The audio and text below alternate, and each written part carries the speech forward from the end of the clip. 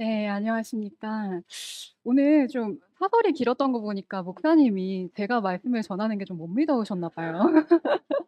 근데 사실 우리 성도 여러분께서도 아시겠지만 여기 강단에서 말씀을 전할 때는 그게 사람이 전하는 게 아니라 주님께서 주시는 감동으로 입술을 빌어서 전파하시기 때문에 지금 이 자리에 제가 서 있는 게 아니라 또 김하영이라는 전도사가 서 있는 게 아니라 주님께서 말씀을 전하신다 생각하시고 마음을 활짝 열고 들어주시면 감사하겠습니다. 네, 오늘 설교 제목 한번 띄워주시겠습니까? 네, 오늘의 설교 제목 한번 다 같이 읽어주시면 감사하겠습니다. 시작. 네, 오늘 설교 제목은 무엇을 향하고 있는 거고요. 먼저 오늘은 사실 어린이 주일이죠. 정확하게 5월 5일이기도 하더라고요. 5월 5일 하면 사실 어린이들이 손꼽는 3대 명절 중 하나인데요. 어린이들이 달력을 딱 받으면 체크하는 일이 있죠. 일단 첫 번째로 자기 생일, 두 번째로 예수님 생신, 그다음에 어린이날입니다. 이렇게 빨간색 동그라미를 치고 진짜 목 빠지게 기다려요. 왜냐하면 이날 되면 자기네들이 좀 대접도 받고 선물도 받고 뭐 자기네 세상이잖아요. 그래서 어린이들이 정말 좋아하는 날인데요. 오늘 그래서 어린이들하고 같이 뭐 놀러 가신 분들도 계신 것 같고 근데 그런 많은 일정들에도 불구하고 오늘 이 자리에서 하나님께 예배드리고 계시는 우리 성도님 한 사람 한 사람을 축복합니다. 자, 여러분께서는 어린이 하면 어떤 이미지가 떠오르세요? 어떤 단어가 떠오르세요? 개구쟁이, 천진난만하다. 시끄럽기도 하고요. 뭐 잘 모르기도 하죠. 막 우기기도 해요. 저한테는 어린이 하면 어떤 인상이 떠올랐냐면 껌딱지였어요.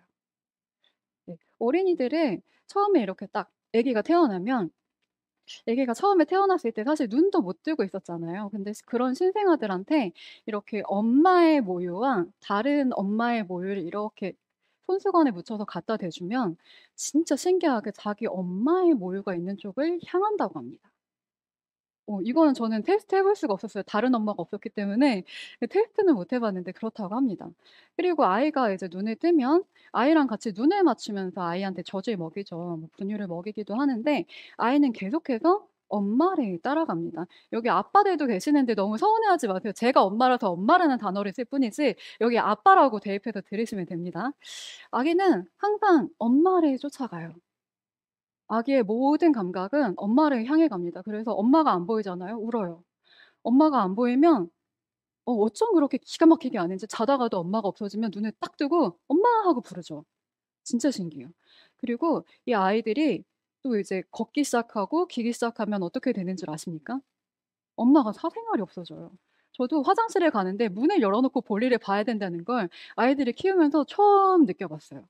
그 정도로 아이들은 한시도 엄마를 향하는 그 마음을 멈추지를 않습니다. 계속해서 엄마를 따라다녀요. 그리고 아이가 쪼끔 더 크죠? 그럼 어떻게 됩니까?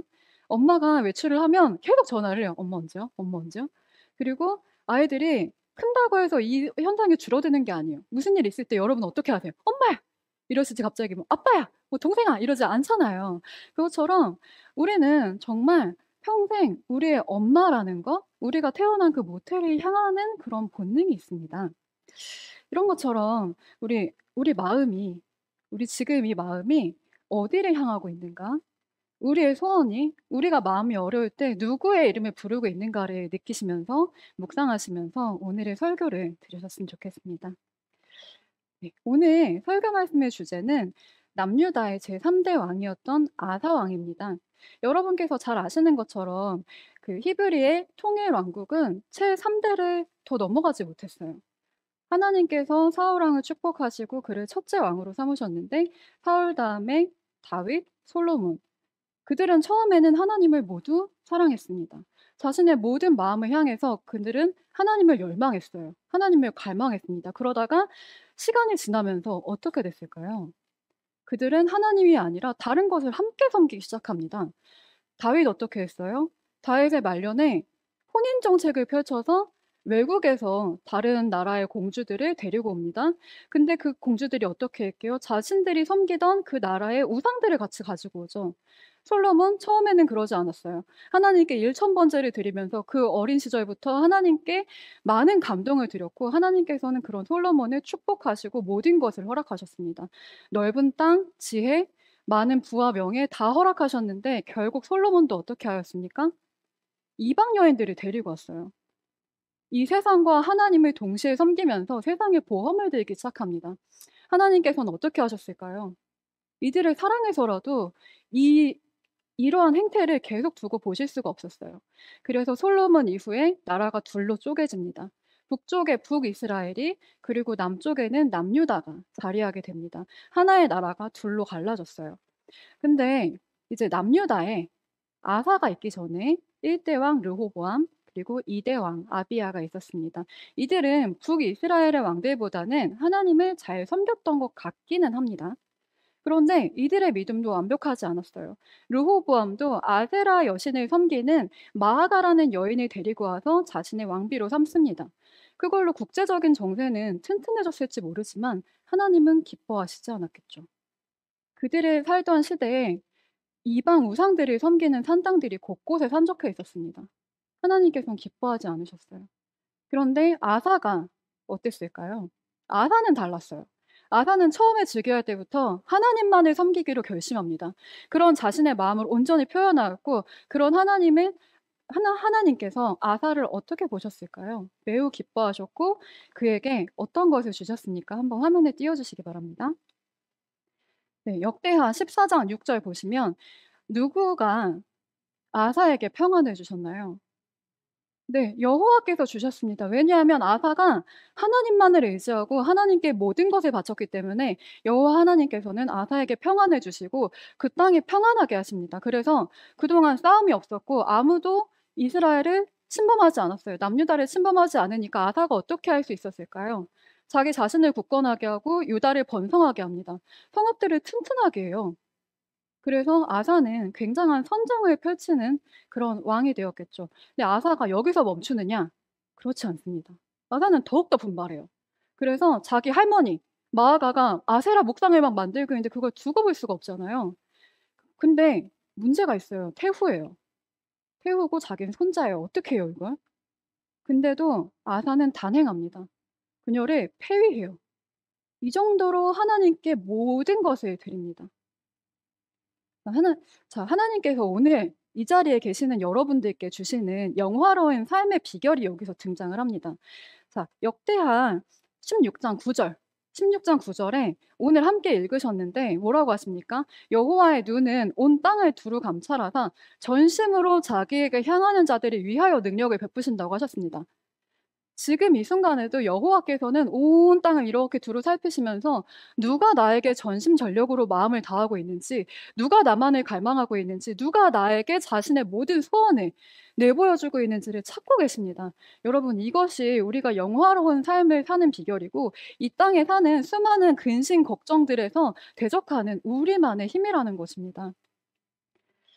자, 그런데 아사가 이렇게 하나님 앞에 온전한 왕이었는데 참 이상한 일이 있습니다. 여러분, 히스기야나 다윗은 많이 들어보셨죠? 네, 나 아사에 대해서 되게 잘 알고 있다 하시는 분 혹시 계셨나요? 네, 사실 없으시죠? 저도 이번에 아사를 묵상을 하면서 이런 왕이 있었나 싶을 정도였거든요. 이름이 좀 생소한 거예요. 근데 아사는 어째서 히스기야랑 좀 비슷한 삶을 살았는데 어째서 그의 이름이 성경에 기록은 되어 있지만 사람들 마음에서 이렇게 묻혔는가 이것을 봤는데 그 아사가 이들과는 달랐던 세 가지 포인트가 있었습니다. 아사가 하나님 말고 다른 것들을 향하게 되었는데 그것들을 우리가 오늘 함께 보실 겁니다. 자, 첫째로 아사는 무엇을 향했습니까? 네, 감사합니다. 세상적인 경험을 향하였습니다. 북이스라엘이 남유다를 침공할 위기에 놓였어요. 남유다는 이들에게 대적을 해야겠지요. 전쟁을 하든 뭔가 준비해야 했을 겁니다. 이때 아사가 제일 먼저 한 일이 무엇이었을까요? 굉장히 신실한 아사였기 때문에 당연히 하나님께 찾아가서 도움을 구해야만 했겠지요. 아사는 이전에 실제로 그런 전력이 있었습니다. 구스와 룹이 당시에 굉장히 강대한 국가였는데 지금으로 따지면 에티오피아와 리비아거든요. 근데 진짜 강력한 군대를 가지고 있던 곳이기 때문에 사실상 그 앞에서 남유다는 메뚜기와 같은 존재였습니다. 이들이 이길 수가 없었어요. 근데 이때 아사는 처음에 왕위에 올라서 하나님 앞에 엎드립니다. 그래서 하나님 앞에 "저희는 너무나 연약해서 이들을 절대 이길 수가 없습니다." 하고 부르짖어요. 하나님께서는 이런 기도를 되게 기쁘게 받으셨죠. 그래서 이들을 물리쳐 주십니다. 하나님께서 이기게 하셨어요. 근데 아사가 오늘날 북이스라엘을 침공해 오는데 이제는 자기가 그렇게 미숙하지 않은 거예요. 이제는 '우리나라 힘도 좀 세졌지. 성읍도 좀 강건해졌지. 나 예전에 이겨 보니까 전술도 이렇게 하면 될 것 같지. 그리고 국제적인 정세를 보니까 지금 아 저거 해결하려면 그냥 아람 왕한테 얘기하면 딱 될 것 같은데? 이러면 우리 사람들 안 다치고 얼마나 좋아.' 되게 합리적이지 않습니까? 네. 이 사람은 갑자기 자기의 재능이 생각났어요. 외교적인 재능이 생각났죠. 그래서 갑자기 은과 금을 가지고 하나님께 가는 대신에 아람 왕 벤하닷에게 조약을 맺자고 합니다. 근데 이거는 전통적으로도 나쁘지 않았어요. 아사가 봤을 때. 자, 아사가 보았을 때 한번 16장 3절 띄워 주시기 바랍니다. 자, 이전에도 이렇게 아람 왕과 조약을 맺었던 적이 있었어요. 선대들이 이렇게 맺어서 잘 해결했던 전적이 있습니다. 아서도 바보가 아닌데 '굳이 싸울 필요가 있나?' 이런 생각했겠죠. 그래서 자 아람 왕에게 이야기합니다. "북이스라엘하고 맺었던 조약 끊으세요. 그리고 우리가 은금을 줄 테니까 우리랑 조약을 맺읍시다." 이게 더 합리적이 아닙니까? 그래서 이렇게 되게 합리적이고 지혜로운 조약을 맺게 됩니다. 하지만 여러분 우리가 삶을 살면서 경험하는 것처럼 우리는 때로 정말 연륜이 쌓이고 경험이 쌓일 때 처음에는 하나님 저는 못해요. 저는 이 사업 못하고요. 저는 이 일을 할 수가 없고요. 저 사람을 제가 전도할 수 없고요. 하나님 저는 이 사업을 못합니다." 근데 날이 가면 갈수록 어떻게 돼요? '아 지난번에도 하니까 되더라. 지난번에도 10 번씩 해 봤잖아. 나 이것보다 더 큰 사업 했어. 이것보다 더 안 좋을 때도 괜찮았어.' 이건 아무것도 아니야. 세상 앞에 담대한 건 좋은데요. 그 담대한 게 여호와 앞에 가는 것보다 담대하면 안 됩니다, 여러분. 내가 의지하는 나의 배우자, 나의 자녀, 나의 부와 명예, 나의 모든 것들이 하나님 앞에 서게 될 때 그건 우상이 됩니다. 우상을 숭배하는 자는 하나님을 도와주지 않으시고 하나님께서는 그런 자들을 기뻐하지 않으세요. 그래서 사랑하는 여러분, 우리가 정말 세상적인 힘이 강해질 때, 나의 경험이 더 많아질 때, 내가 더 지혜로워지고 세상에서 가진 것들, 부와 명예 정말 많아질 때 그때가 하나님을 다시 바라보셔야 할 때입니다. 정말 내게 아무것도 없었을 때 여호와 하나님께서만 모든 것이 되셨을 때를 생각하면서 하나님 앞으로 돌아가실 시간입니다. 자, 두 번째로 아사가 무엇을 향했을까요? 네. 하나님께서는 아람 왕을 찾아간 아사를 그냥 포기하지 않으셨죠. 하나님께서는 그에게 선견자 하나니를 보내십니다. 그래서 하나니로 하여금 하나님의 이야기를 대신 전하게 하시죠. "왕이시여 왕이 지금 망령되게 행하고 계십니다. 지금 아람 왕을 찾을 게 아니라 내 과거의 경험을 찾을 게 아니라 선조의 전통을 찾을 게 아니라 하나님을 찾으셔야 돼요." 근데 이때 아사가 어떻게 했을까요? 네, 다윗은 본인이 범죄하였을 때 이런 이야기를 듣고 옷을 찢으며 죄를 뒤집어 쓰면서 하나님 앞에 처절하게 회개를 하죠. 근데 아사는 그렇지가 않았어요. 분노가 생겼어요. 아사는 너무나 화가 납니다. "뭐야? 내가 이 나라를 위해서 이렇게까지 열심히 했는데 근데 나한테 이런다고? 저 선견자라는 사람이 말이 돼? 그리고 거기 동조하는 너네는 뭔데? 나를 질투하냐?" 그러면서 이 사람들을 학대하기 시작하고 가둬요. 하나님께서 그런 아사를 보고 너무나 마음이 좋지 않으셨겠죠. 우리도 교회 일을 하면서 세상에서 일을 하면서 다른 사람들을 위해서 헌신하고 봉사하면서 이런 마음을 가질 때가 참으로 많은 것 같습니다. 나를 위해서 한 일이 아니에요. 내가 좋자고 한 일이 아니고 나는 그냥 내가 가진 재능을 이용해서 우리 가족을 위해서, 우리 교회를 위해서 그냥 더 좋은 꾀를 냈을 뿐인데 이걸 가지고 지적을 한다고? 너무나 화가 나고 억울하고 심지어는 '내가 이렇게 열심히 사는데 내 삶은 왜 이 모양 이 꼴일까?' 그런 나에게 자괴감이 느껴지고 자기 연민이 생깁니다. 그리고 하나님의 이야기가 그때부터 들리질 않기 시작해요. 성전에 나와도 말씀이 안 들리고 다른 성도들과 교제를 해 봐도 그것이 말같이 느껴지지 않아요. 그냥 귀가 꽉 막히고 하나님 이야기가 들리지 않습니다. 여러분, 우리가 우리 자신을 돌보는 건 굉장히 중요한 일이에요. 하나님께서는 우리한테 감정을 선물하셨죠. 때로는 화가 날 수도 있고 때로는 억울할 수도 있어요. 그때마다 우리가 그거를 무시하라는 게 아니라 그걸 가지고 하나님 앞에 가셔야 되는 거예요. 하나님과 함께 대화를 나누고 하나님 앞에 내려놓고 "하나님, 제가 이렇게 원통합니다. 제가 이렇게 삶이 비참합니다. 하나님 이런 저를 돌봐주세요." 할 때 하나님께서 우리에게 더 큰 축복을 주시고 우리의 삶을 반전시켜서 영화로움에 영화로움을 더해 주신다는 사실을 여러분 기억하시기 바랍니다. 세 번째로 아사가 무엇을 향하였습니까? 네. 아사는 세상의 지식을 향하였습니다. 아사가 큰 병에 걸리게 됐어요. 여기도 몸이 아프신 분들이 계실 거라 저는 이 말이 좀 힘들었는데 아마 하나님께서 병을 막 일부러 주시진 않았을 거라고 저는 생각을 해요, 개인적으로. 근데 아사는 이렇게 몸이 아플 때 어떻게 해야 되는지 알고 있었겠죠. 여러분도 다 알고 계실 거예요. 내가 뭐 의사를 찾아가고 수술을 받고 다 괜찮아요. 그거 당연히 하나님께서 허락하신 일이에요. 근데 우리는 그러면서 이 의사가 신처럼 나를 고칠 수 있다고 생각하지 않죠. 우리도 그래서 병원 신방을 갈 때 뭐 입원하신 분들 기도를 할 때 이렇게 기도를 해요. 하나님께서 하나님의 도구이신 의사 선생님의 손길을 통해서 의술을 베푸시고 치유의 역사를 회복하여 주시길 바란다. 이렇게 기도를 하지 의사 선생님께 기도하지 않잖아요. 우리는 모두 알고 있습니다. 하나님께서는 우리 몸의 창조주이시고 하나님께서 우리 몸의 생사화복, 길흉화복을 주관하십니다. 그렇기 때문에 아사는 그때 하나님께서 주셨든 안 주셨든 그 병을 가지고 하나님 앞에 먼저 매달리고 그다음에 의사를 찾아갔어야 되는데 아사가 어떻게 했나요? 2년 동안 그가 죽을 때까지 하나님을 찾질 않았어요. 그는 의사만을 찾습니다. 의사한테만 갔어요. 의사한테만 매달렸고 의사한테 자기 삶을 의탁했어요. 결국 아사는 어떻게 됐을까요? 2년 후에 그렇게 허망한 삶을 마감하게 됩니다. 사랑하는 남양주 만나의 성도 여러분, 정말 아사는 하나님께 온전히 자신을 의탁하였던 사람입니다. 그래서 하나님께서는 그에게 모든 것을 허락하셨어요.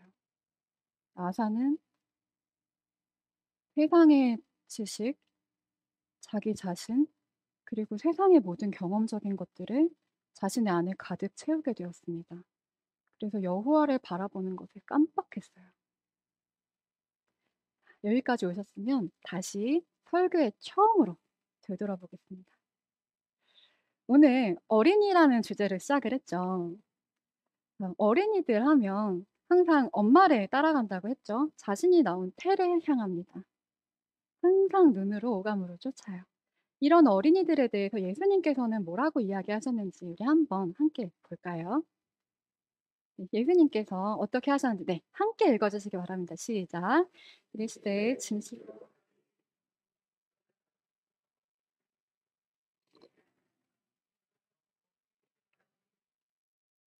네. 그리고 그다음 절도 띄워 주시겠습니까? 시작.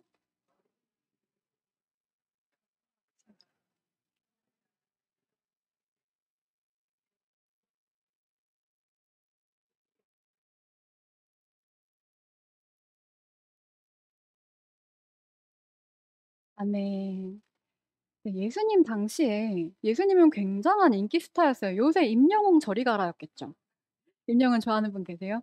진짜 예수님은 당시에 이런 슈퍼스타가 없었어요. 그래서 예수님이 가는 곳마다 사람들이 구름대처럼 모여들었습니다. 발 디딜 틈도 없었겠죠. 근데 오늘 말씀을 보니까 제자들이 예수님 앞까지 온 어린이들을 가로막다가 예수님 막 이런 얘기를 하시는 거예요. 이 얘기는 뭐였을까요? 당시에 그 많은 사람들 뭐 가진 것이 많은 사람, 키가 큰 사람, 작은 사람, 뭐 몸집이 좋은 사람, 힘이 센 사람 다양하게 있었겠죠. 근데 그 사람들이 많이 다들 예수님을 바로 앞에서 보고 싶어 하니까 아마 본인들끼리 경쟁이 있었을지도 몰라요. 많이 배운 사람 순서대로 와서 먼저 배우고 그다음에 가르쳐 주세요가 됐든지 아니면 '아 나는 키가 크니까 모르겠고 그냥 다 피하고 나는 예수님 앞에 설 거야.' 이런 사람도 있었겠죠. 누군가는 "야 내가 돈 줄 테니까 너 좀 뒤에 서." 이런 사람도 있었겠죠. 그런 사람들 앞에서 가진 것이 없이 초라한 사람들은 사실은 그 앞에 가기 힘들었을 거예요. 근데 여러분 어린이들이 어떤 사람들이에요? 키도 작죠. 어른들에 비해서 아는 것도 없죠. 모아 놓은 돈이 있겠습니까? 지식이 있겠습니까? 뭐 배짱이 있겠습니까? 예수님 예수님 앞에 간 어린이들은 오직 하나 밖에 없었어요. 바로 예수님께 껌딱지처럼 자기 시선을 딱 붙여 놓고 거기만을 향해 간 거예요. 키가 막 이러니까 어린이들은 예수님이 보이지 않았을 거예요. 그럼에도 불구하고 예수님이 있는 방향으로 자신의 모든 감각을 집중했겠죠. 예수님 소리가 들리면 그쪽으로 가고, 예수님 냄새가 나나, 사람들이 예수님을 보고 있나, 모든 자신의 오감을 예수님께 딱 고정한 채 자신을 바라보지 않고 '나 가진 거 없는데 괜찮나? 예수님 드릴 헌금도 없는데? 선물도 없는데 괜찮나? 나 예수님 만나면 할 말도 없는데 괜찮나? 나 이렇게 아는 거 없는데 괜찮나?' 이런 생각 하지 않았어요. 어린이들은 그저 예수님 앞에 가고 싶다는 생각 하나만으로 이렇게 돌진을 해 나간 겁니다. 그래서 사람들은 막았죠. "야 애들은 가. 좀 가." 근데 이 어린이들을 예수님께서 어떻게 하셨어요? 어린이들을 예수님께서 품고 머리에 손을 얹고 안수하시면서 축복하셨어요. 그리고 사람들에게도 말했어요. "얘들아, 이 어린이들처럼 되지 않으면 너희는 천국에 결코 들어올 수 없다. 이 어린이들과 같이 되어라." 하고 이야기하셨죠. 예수님께서 오늘날 지금 이 자리에 앉아 있는 우리에게 하시는 말씀이 이걸 겁니다, 아마. "얘들아, 너의 경험, 과거, 지금 상처받은 마음 전부 다 내려놓고 그냥 나만 쳐다봐. 나만 쳐다보고 무작정 따라오지 않겠니?" 이렇게 말씀하고 계신 거예요. 이제 잠깐 눈을 감고 이제 설교 마무리할 건데, 잠깐 눈을 감고 지금 나의 감각, 지금 나의 마음, 지금 나의 모든 소원을 누구에게 향하고 있는지, 무엇에 향하고 있는지 한번 집중해 보시기 바랍니다. 혹시 뭐 내 자리 뒤에서 콧김을 뿜어대는 그 사람에게 집중이 되고 있지는 않으십니까? 아니면 당장 내일 모레가 신용카드 납부일인데 돈이 없는 게 생각이 나십니까? 집에 가스불 끄고 왔는지, 내가 우산이 있었는지 그 생각이 나십니까? 내 마음이 어디로 향하고 있습니까?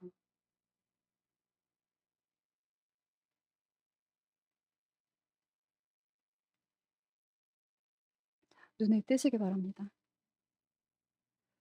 지금 마음속에 많은 염려가 발견되신 분들 계십니까? 하나님 말고 다른 것이 내 마음을 가득 채우고 있다고 느끼신 분 계십니까? 염려 괜찮아요. 걱정 괜찮아요. 바로 인간의 몸을 입고 이 땅에 오셨던 예수 그리스도께서 우리 몸의 염려, 우리 삶의 고난, 고통 다 알고 계십니다. 그래서 그거 걱정하는 거 탓하지 않으세요. 근데 하나 중요한 거, 그것이 우상이 되긴 하지 마세요. 하나님께서 지금 이 시간 "얘야, 얘야 지금 내가 너 부르고 있어. 나한테 돌아와. 지금 너 걱정하는 거 괜찮아. 나한테 오렴. 내가 모든 걸 해결해 줄 거야. 나만 바라봐. 너 가진 거 없어도 괜찮아. 나만 바라보렴." 이렇게 말씀하시는 주님께 귀를 기울이고 주님께만 오롯이 눈길을 집중하고 주님께 껌딱지가 돼서 주님께만 신생아처럼 달라붙는, 그래서 영화로운 삶, 풍성한 삶, 주님께서 허락하시는 회복과 축복의 삶을 누리시는 우리 남양주 만나의 성도 여러분 한 사람 한 사람 되시기를 주님의 이름으로 축복드립니다.